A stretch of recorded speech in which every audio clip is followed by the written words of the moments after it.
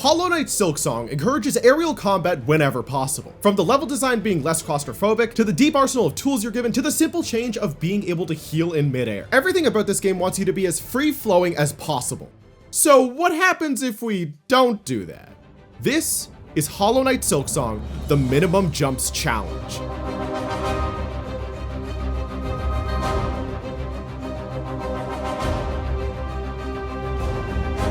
As for the rules, they're simple. There's only one. I cannot jump. A jump counts as standing on the ground and, well, jumping. Like, hold on. I know that sounds stupid, like, obviously, but that definition will be important very shortly, I promise. The only other rule, which is more of a self-restriction, is that I'm banning Drifter's Cloak, mainly to make the run more interesting. Everything else is allowed. Also, the run ends at credits. So, with that said, let's get started.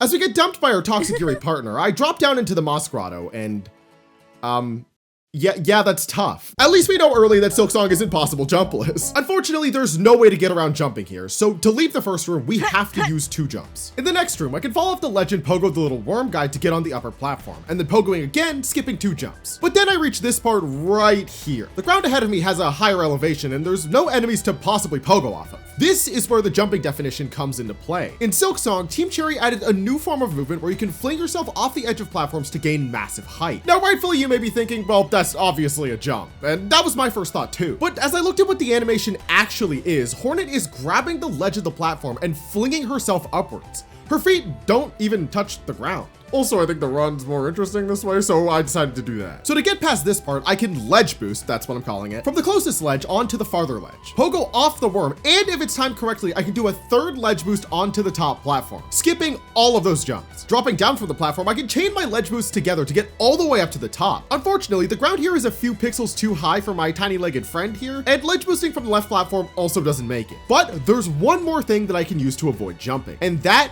is damage boosting, but not in the typical sense. In Silksong, if you get hit while standing on the ground, you get flung in the air for a brief moment. And it just so happens there's a flying enemy right here that will follow me wherever I go. Using its attack as bait, I can avoid jumping using the damage boost. I have to do this 4 times over, which is exactly the amount of hits I'm able to take without dying. And then there's just enough enemies here to refill my silk bar to be able to heal to do the final damage boost and clear the screen with 0 jumps. Now, I'm not gonna mention every single time I avoid jumping on every screen, or we'd literally be here forever. So if I skip a couple screens, that means they were using techniques and strategies I've already talked about in a way that's just me like performing them. But in this next room, I have the damage boost again, which barely gets me enough height to ledge boost onto the platform above. But there's seemingly no way to get up to this next platform because damage boosting doesn't give nearly enough height. To combat this, I have to combine some of what we've already talked about. If I bait the attack of the flying enemy and do a ledge boost, I can pogo on the flying enemy to the platform above. Do 2 ledge boosts to activate this enemy's aggro, which circles the platform so I can pogo off it to avoid damage, grab the same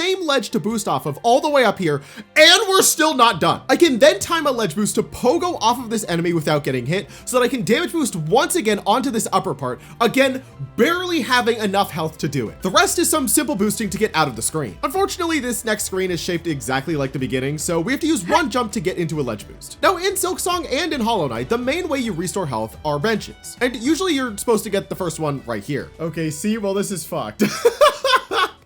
You won't let me to the bench because you didn't put a fucking ramp here? Team Cherry, you don't know what ramps are, huh? Dude, who needs the bench anyway? Certainly not me. But to progress, I'm unfortunately forced to do a jump here to get up to the first boss of the run, Moss Mother. Now, she only has 2 attacks. A sweep that goes across the entire screen, and a headbutt to the ceiling that can drop boulders or enemies on your noggin. That second attack really doesn't do anything, but you're supposed to dodge the sweep by jumping. So instead, I noticed the attack doesn't go across the entire arena. Depending on where she starts it, either the beginning directly under her is safe, or the end of the attack is safe because she stops it prematurely. I didn't have to be precise at all, really, since she only does 1 mask of damage and we get a million opportunities to refill the silk bar and heal it off. I actually got it first try and it only took 25 seconds. So it took longer to explain the boss than the boss actually took to beat. I promise the later ones will not be that easy. But with Moss Mother out of the picture, I made it through the tutorial area with 4 jumps and made my way to Bone Bottom where, okay, well, fuck. It took 5 jumps to get to Bone Bottom where the real journey begins. Unfortunately, on the next screen, there's no enemies here, so I'm forced to do 2 jumps immediately, and with a well-timed enemy pogo that wasn't exactly well-timed, I can damage boost up to the ledge. A little higher up requires another 2 jumps since the platform is way too close to the spiked floor to pogo off of. Now, normally the way this area progresses is that you drop down here into the first enemy gauntlet room of the entire game. Beat that, and then head for the marrow where you have to go all the way to the end and back around to Chakra and the Moss Home. This would obviously use a lot of jumps, but some of you may already be familiar, there is a way to get around all of this to cut out going to the marrow until later. It all involves this specific beast fly right down here before the gauntlet room. If I lure this thing to the above platform, it's possible to pogo off it where you can reach the ledge above. It just so happens that this room is directly below the room Chakra is in, which is where we need to go. I didn't really have a consistent strategy for baiting the beast fly, but I got lucky in that I was able to bounce off it twice in a row and reach the platform above in just one jump. In Chakra's room, we're forced to jump twice, once to get onto this grounded platform and the other just to the right of Chakra, though I can avoid another jump by being smart about my ledge boosts. And of course, we need another one to exit the screen and make it to Moss Home. Here, we have two important things to get. One is the Silk Spear upgrade, which takes 3 separate jumps to get to,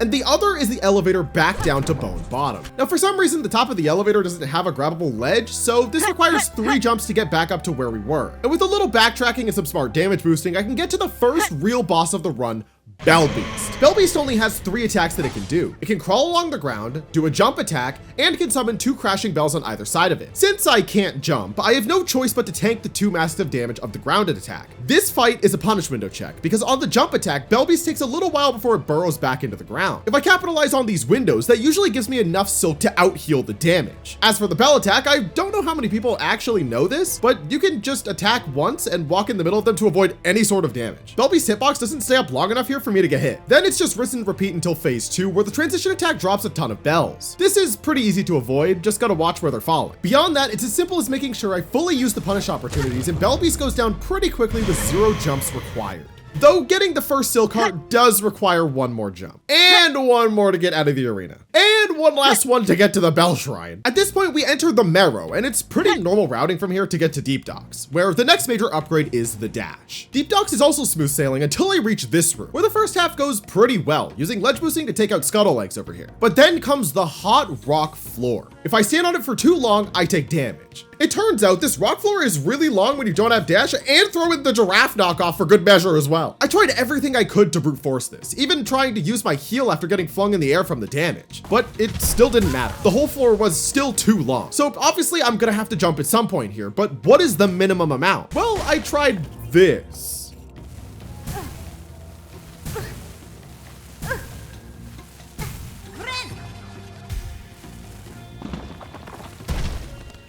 And ended up with 2 jumps. The second is definitely necessary, but maybe there's some way the first could be avoided since you can damage boost over it, though I'd probably need more health for that. Regardless, that adds 2 to the counter, plus 1 for the next room, as I parkour up to our first enemy gauntlet room.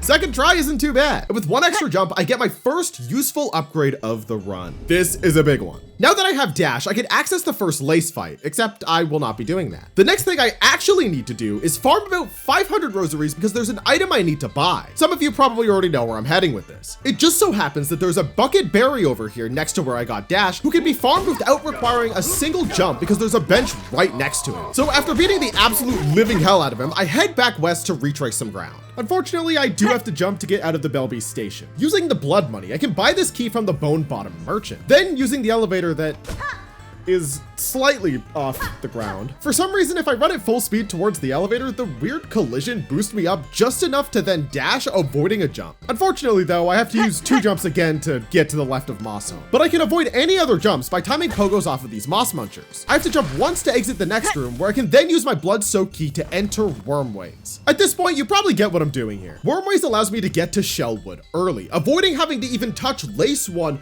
4th Chorus, or Moorwing, as well as avoiding Farfields and Greymoor altogether, which is good because getting out of Farfields without cloak is impossible. Wormways seems like it would be a difficult area requiring a lot of jumps because of how vertical the rooms are, but these worms are actually our biggest blessing because they always respawn, meaning that I can farm infinite silk to heal so I can take damage.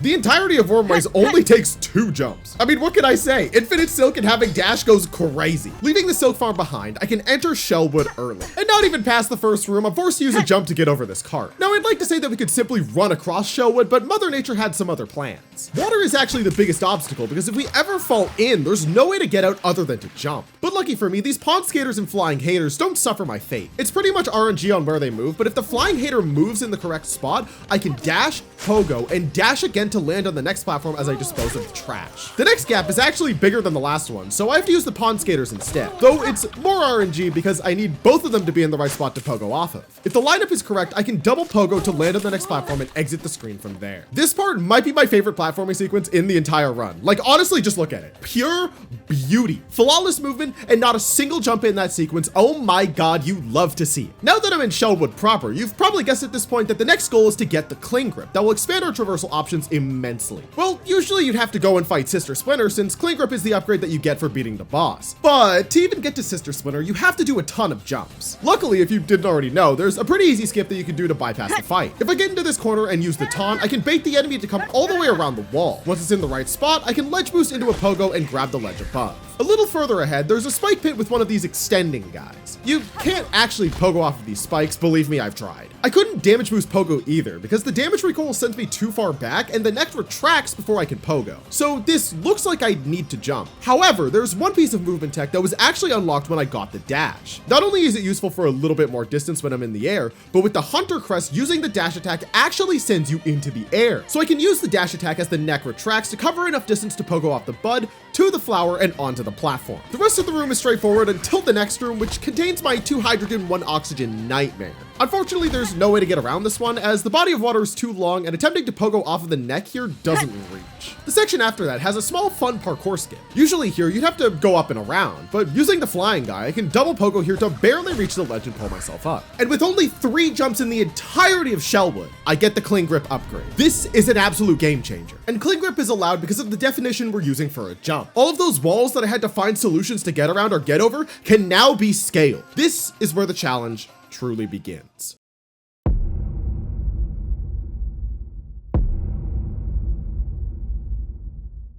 Now that I have cling grip, you'd think walls wouldn't be a problem, but this one had some other thoughts. And this one too. However, past that, the rest of Shellwood becomes trivial. Even this water section I can damage boost out of, heading into our 3rd boss fight, Widow. Now, usually this is a pretty hectic boss with faster pacing for a casual player, but I'm used to doing this fight because I went for the 5-hour speedrun achievement, so I'm pretty accustomed to Hornet's more limited HP and moveset going into this. Most of phase 1 is standard Widow. That isn't very different without being able to jump. The 2 exceptions are for the Bell Spike attack and the Blade Dash. For the former, since I can't jump, there's seemingly no way to avoid the Bell Spikes. Similar to the charge attack from Bell Beast, my only option is to take the damage. Though I realize this in retrospect in editing, I could have dash attacked off Widow here and dashed towards the wall where I could have kept myself above the spikes and pogo off them for safety. Though taking the damage is easier and it's not a massive deal. But for the Blade Dash, I've used a not necessarily new mechanic to Silksong, but one that was greatly expanded upon. I don't know how many people actually use this in their playthroughs, I surely did not, but most enemies that have a blade, you can parry. It's a tight window and takes some getting used to, but I can parry Widow's attack and the iframes carry me through without damage. With consistent play and managing my healing windows, we get to phase 2. Though I'm pretty sure Widow doesn't actually get any new attacks, they just happen quicker. My phase 2 attempt here was kind of sloppy with some failed parries, but I still managed to do it, beating Widow with 0 jumps and obtaining the needle. Although I do have to jump once to get the spiders out of my nightmares. Now that Bellheart is saved and back to normal, I'm able to grab the first upgrade for my need. Never mind, I guess we're going without it. At this point, the game gives you 2 options to reach the end of Act 1. You can go through Shellwood to Blasted Steps to fight Last Judge, or you can go to Phantom through Sinner's Road and the Mist. It seemed like a choice at the time, but to activate the Last Judge fight, you have to ring all 5 bells around Farloon. Unfortunately, I skipped 3 of them by not going to Greymoor, fighting Lace 1 in Deep Docks, or grabbing the one in Shellwood. So with all that in mind, my next goal is Phantom. But to get through Sinner's Road, I must go through Greymoor backwards. Luckily, beating Widow disables the Morwing boss fight, or more specifically, it moves it higher up in Greymoor. But I still have to jump over this little hump. Because I can't get the cloak from Farfields, I have to go the long way around and past the Belby station. Unfortunately, Greymoor contains a lot of required jumps because it's so vertical.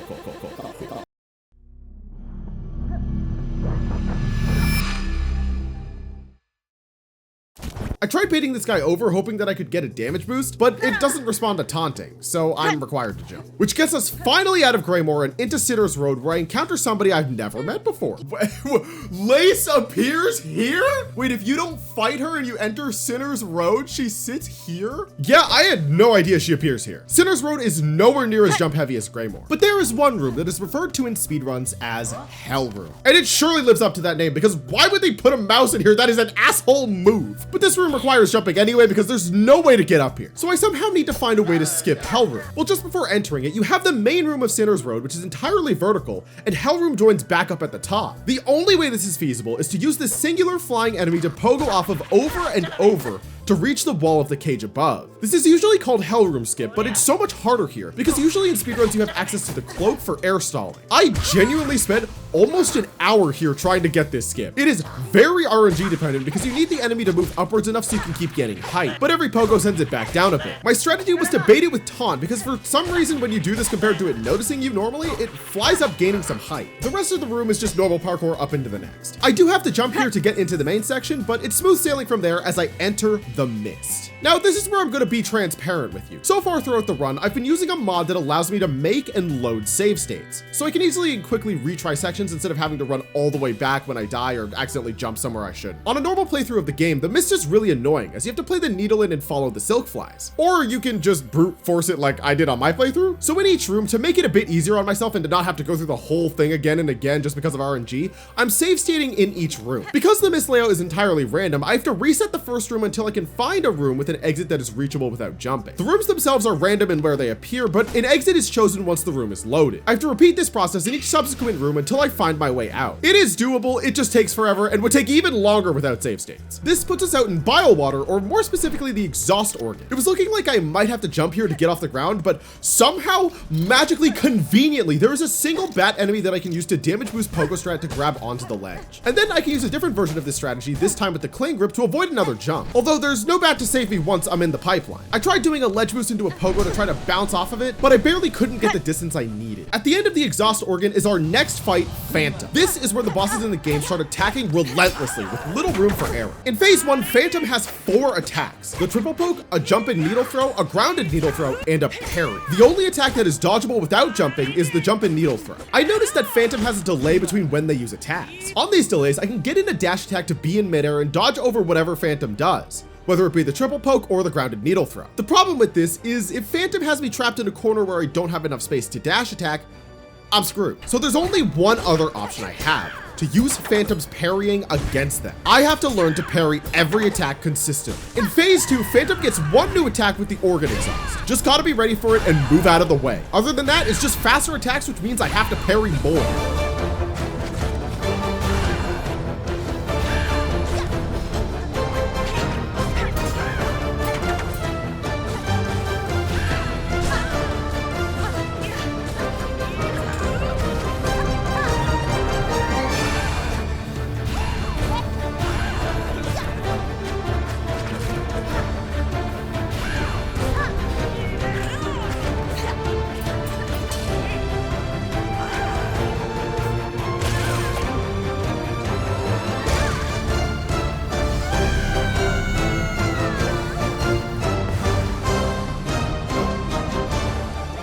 It was by no means a clean fight, but I can now say that I know how to parry. And as proof of that, I obtained the cross stitch ability. The skills I've gained here will be invaluable going forward as I drop into the Citadel and enter Act 2. I'm graded with somebody I've only met once, but for some reason I feel like there's a lot of fan art of them. Anyway, she spawns some enemies, which is actually extremely helpful as it allows me to damage boost up into the corner. Coral Chambers is very parkour heavy, but it's filled with platforms, objects, and enemies that I can pogo right off of. At the top of the first room, I have to bait this flying soldier to get vacuum sucked up into the loading zone. Unfortunately, the next room starts with a big rotating mechanism, so I have to jump into it. But with some more parkour, I wave hello and goodbye to Songclave, dashing towards my next major obstacle, the Cogwork Dancers. Oh, how little I knew at the time. Cogwork Dancers have a total of 4 phases. This is about to be a really long fight. Usually Cogwork Dancers are not a super complex boss since their whole thing is moving in predictable patterns. But of course, that's when you can jump over them. In this challenge, Cogwork Dancers become a nightmare of making sure you're in the correct position to respond to the current pattern. Their attacks are relatively simple on paper. They do a swipe every time they move. How is that bad? Well, Cogwork Dancers love to sweep the entire floor, which is unavoidable. Every attack they do does 2 masks of damage, and that's basically true for every boss going forward. So obviously I can use what I learned in the Phantom fight, right?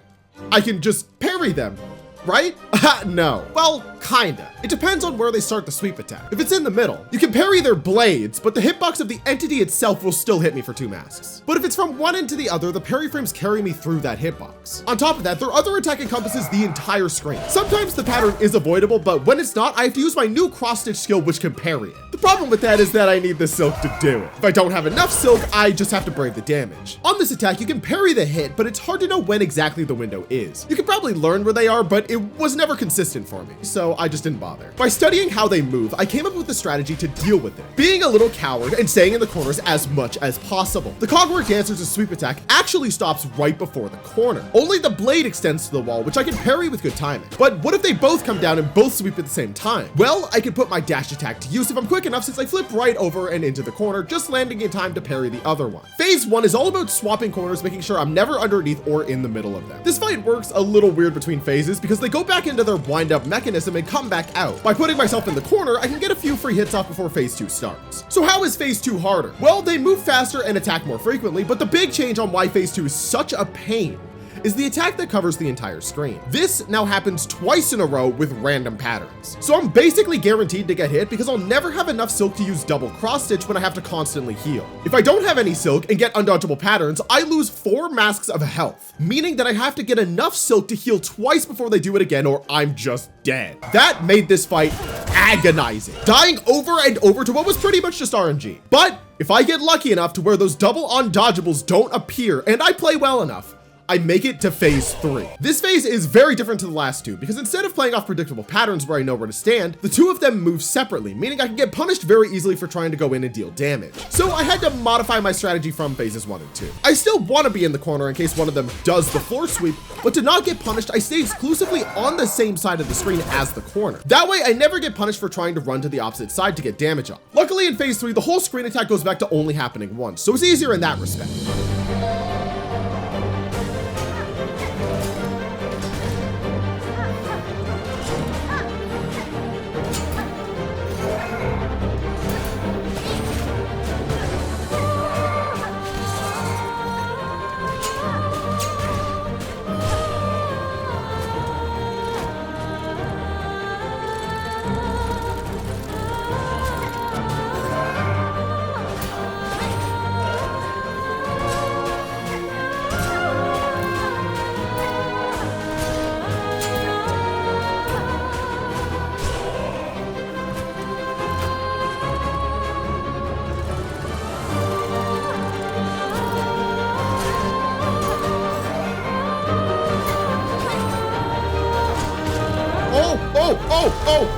Okay. Oh my god, dude. Okay, there's one more. I swear to fucking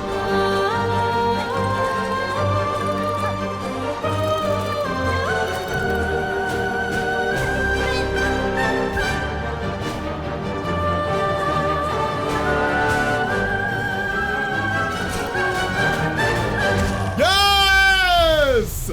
Let's fucking go, dude. And with a lonely phase 4 kill, that's Cogwork Dancers out of the way. Now, before we can enter the end game, there's one more thing I need to get to be able to beat the game. The claw line ability. This is located down in the Underworks before the Citadel. There's 2 ways to get down there. One way through Whispering Vaults where I'd have to fight Trobio, the goat, or I can use the key I picked up in Songclave to enter the White Ward and drop into Underworks that way. I tested both ways counting the amount of jumps that each took, and surprisingly, going through Trobio requires less jumps. Let's go through it real fast so you can see where the jumps come from. Getting from Cogwork Dancers to White Ward doesn't take any jumps, since I'm plummeting down the coral chambers. Now, most of the jumps required to get through White Ward are simply because there's a higher platform I can't reach any other way. There were some fun strats to avoid certain jumps, like this damage boost into a pogo to get up here, but then I immediately have to jump again. So getting to Underworks is 6 jumps if I go through White Ward. Now, if we rewind for a second, the other route is through the Whispering Vaults, but to access that, I have to first parkour my way through Cogwork Core. Then to enter the full area of Whispering Vaults, I gotta do another enemy gauntlet. A mix of dash attacks and good pogoing is all I need to get through.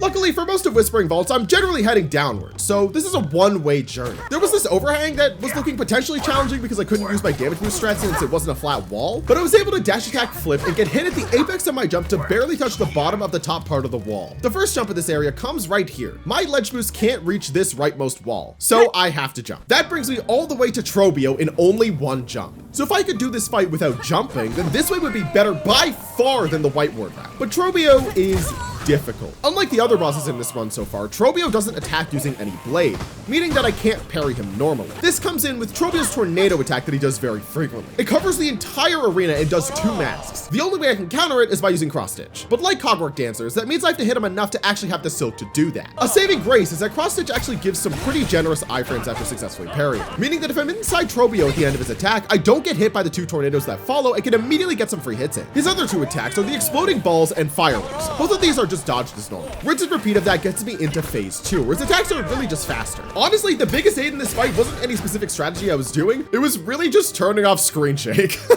This fight becomes difficult the more I get hit because I have to consume Silk to heal, which then takes away from me being able to use cross stitch, thus taking more damage. And that's why my winning attempt only got hit twice on phase 2, and that was it. Trobio down with 0 jumps, and I make my way into the Underworks. We're really close to Clawline at this point. All I have to do is go through Oh shit. So the only way to get up this shaft is by having the Drifter's Cloak from Far Fields. The only place it is required in the entire game, which if you remember, I banned it. So getting up here is currently impossible. But as luck would have it, there is one other way to get up here that does not require the cloak. And for that, we need to rewind the run for a second, back to when I beat Widow. There were some parts I intentionally left out. After I beat Widow and started to make my way to Sinner's Road, I actually went to the Chapel of the Reaper in Greymore. Luckily, compared to the other chapels, this one is extremely short. I had some trouble with this gate here because it closes when you leave the platform, but the gate can't close on the initial windup after I hit it, getting me up into this enemy gauntlet that isn't too difficult. Okay, got it, nice. No, it's gonna require a jump. No. Oh, we gotta do it again. Run it. I had to try this so many times to get the final hit to where I'm in the air and land on the wall to then land on the platform, with one extra jump claiming the Reaper crest as my reward. Now, obviously the entire thing with crests is that the moveset Hornet has is different. This means there are potentially jumps that I can save over the Hunter crest that I was using before, especially since Reaper crest's dash attack literally does this. So let's see how many I can eliminate. So this is where I was gonna go through every jump that I did, but it turns out Reaper Crest is actually kinda overpowered in this challenge. You can save all of them. It did require me to do Hell Room Skip again, which was awful, and Phantom again, but it wasn't really that different from the Hunter Crest attempts. All in all, I was able to save 8 jumps, so those are cut from the count. After that little retread, we returned to the present, where I needed Reaper in the first place. The reason for that is, as we've seen, the new moveset. It is extremely precise, but using this background element as a reference, I have to use a jump and pogo off of this mechanism. Then at the apex of the pogo, using a heal. This ever so slightly boosts my height further to be able to get up with the cling grip, skipping ever needing the cloak. At this point, I wish I could say it was just an easy trek around the room to get Clawline, but welcome to my hell room. The lava floor from way back before we got dash returns here, alongside these enemies carrying a ball of explosive dung. I have to hit it far away enough to where I'm not caught in the explosion. Then I quickly have to ledge boost and dash before I die to the next room. This is the true hell room. Now, not only are there lava platforms, but there are also ones that sink after standing on them, and these I cannot grab the ledge on for some reason. Did I also mention this room is super long? Okay.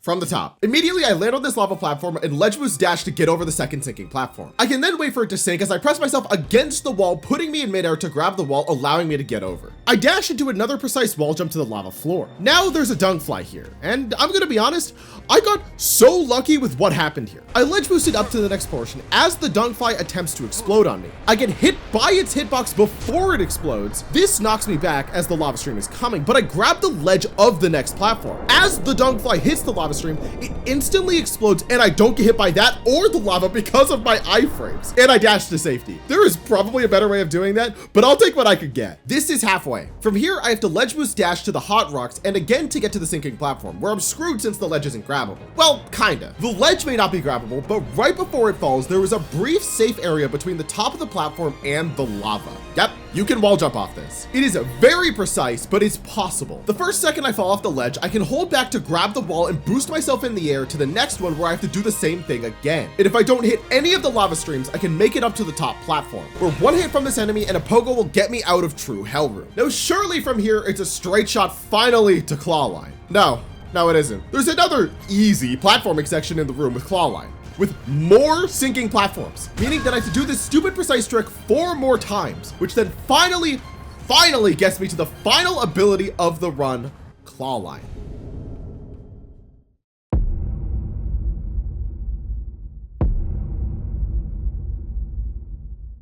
With Reaper Crest and Claw Line, there isn't a lot that can stop me at this point. But first, I have to get out of the Claw Line room, which now has these hooks, which once attached to can only be exited by claw lining again or by jumping. For the first set of them, I have to claw line twice, but skip the 3rd rung so I can make it to the platform and pull myself up. On the next one, I have to skip the only rung since it won't get me far enough, instead allowing me to claw line 2 extra times where I barely make it to the wall. Unfortunately, here I have to jump since there's nothing else I can do. In the next section, I have to avoid the hook and actually get hit by this enemy. It knocks me back into the air, allowing time for my claw line to recharge. And with a few more claw lines, I reach the top and we're almost out of underworks. Just one enemy gauntlet that isn't a problem with claw line, and I'm finally out of that hellhole. At this point, I still have to do the main objective of collecting the pieces of the threefold melody. One at the top of Cogwork Core, one in the high halls, and one in the Whispering Vaults. The latter one is made trivial with Clawline and Reaper, being able to get the melody and deliver it to Cardinius with no jumps. So that eliminates one of them. I decided to go for the high halls one next, mainly for routing. Getting through high halls takes about 4 jumps because of the same hook issue from the Clawline room. And with some pogo bouncing across these spikes, I reached probably the hardest part of the game, at least for me, the high halls gauntlet. This is the longest gauntlet in the game with 12 waves. I'm gonna be so real with you, I'm not good enough to do this.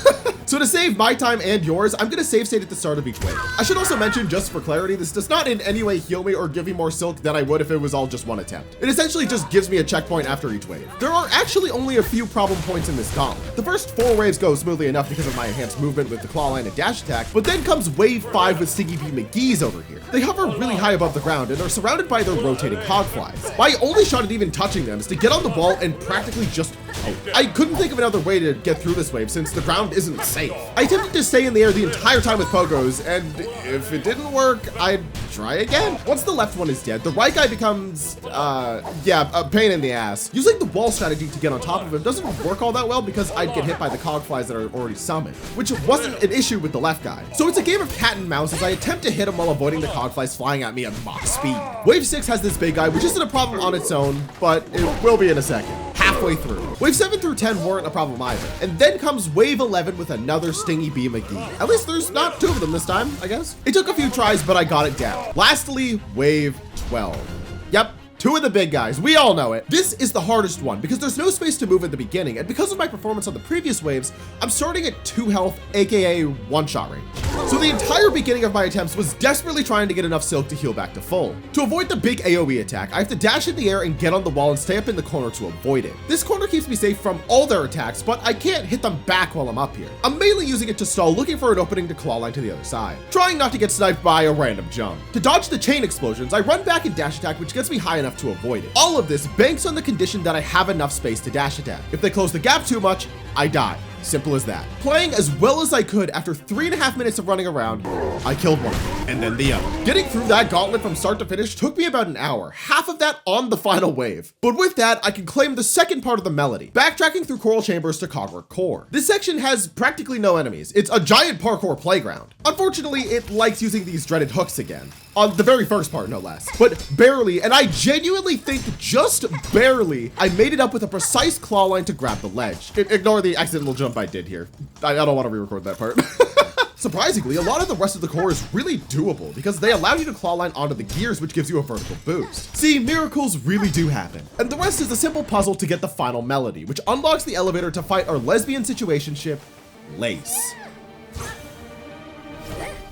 She has a whole slew of attacks that don't normally require jumping, mainly being the uppercut and the parry. Now, that's not something I really have to worry about here. The concern is mainly with the grounded triple slash and the lunge. I'm pretty sure you can parry these, but it's not the method I used. In fact, I did something a lot easier that I started to realize after a few attempts. Lace has a delay between choosing each attack. After she uses one, the next has a delay before it comes out, and this is true of all her attacks. So how do I take advantage of this? Claw line, claw line, claw line. This absolutely absolutely destroys this fight. On the delay between attacks, I clawline Lace, which flips me over her, and she attacks in the complete wrong direction. Phases 1, 2, and 3 are all like this, and in fact, phase 3 is easier because her new attack is super easy to clawline punish for free hits. Obviously, I needed a decently fast reaction time to recognize what attack is next and where to stand, but compared to Cogwork Dancers or Trobio, Lace goes down without much of a fight. Climbing the cradle is a pretty easy task with the exception of almost not being able to make it to this first platform, but the rest is a breeze as I enter our final boss of the run,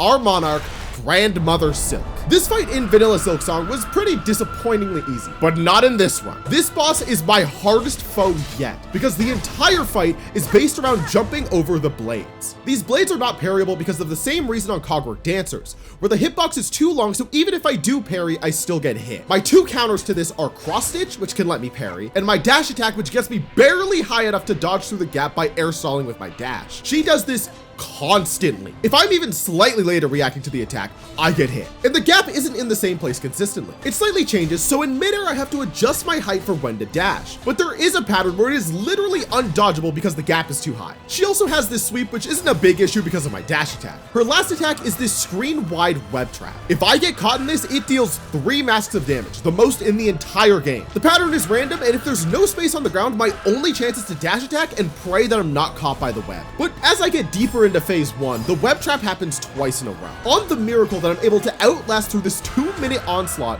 I enter phase 2, where she has all the same attacks and some new ones. These new attacks appear as you get deeper into phase 2, but she calls falling rock walls that make the space I have to dash attack almost non-existent. She can also summon these floor spikes, which I can just hit to drop them back down. Usually these aren't an issue. Lastly, the blade attacks now happen 2 to 3 times in a row instead of just twice. If you can't tell at this point, this fight is fucking hard. A single mistake can snowball into a death and restart. I spent 4.5 hours just trying everything I could to win. It just felt like GMS had infinite health because my damage output is terrible. Still being on the basic nail with no upgrade since I couldn't reach the upgrade.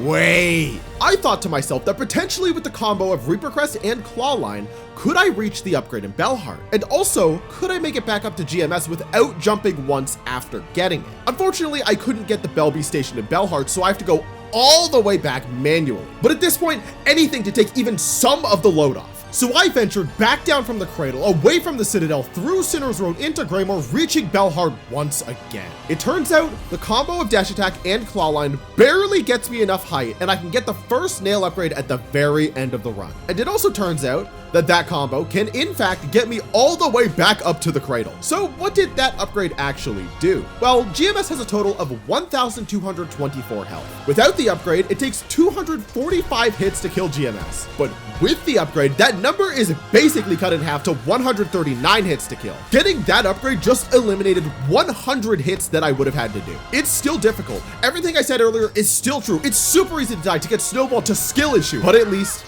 I have a chance.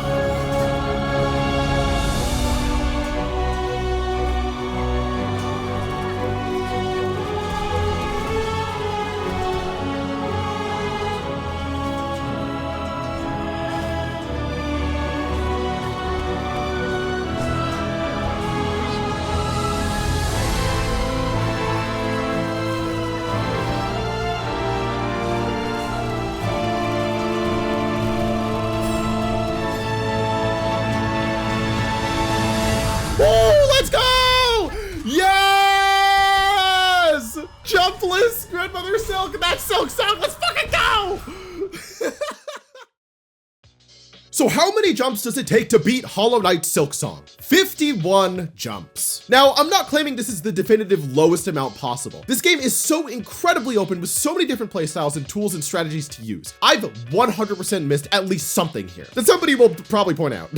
But with my knowledge of the game, this is the lowest amount. Although I did want to get at least the rough amount had I allowed Drifter's Club. It's surprising how much you can actually skip with it. The route would also be different going through far fields and Greymoor instead of Wormways like I did, because theoretically from my testing, 4th Chorus is doable jumpless, and Morwing is actually incredibly easy. Most jumps post Reaper Crest aren't a problem, except for some in high halls, so the rough estimate is at least about 48 jumps, with no restrictions, with the early game being the same as this run. So actually not that much of a difference. I think I put almost, if not over 80 hours into this video, so I really hope it was enjoyable, and I appreciate you watching this far into this 40-minute behemoth.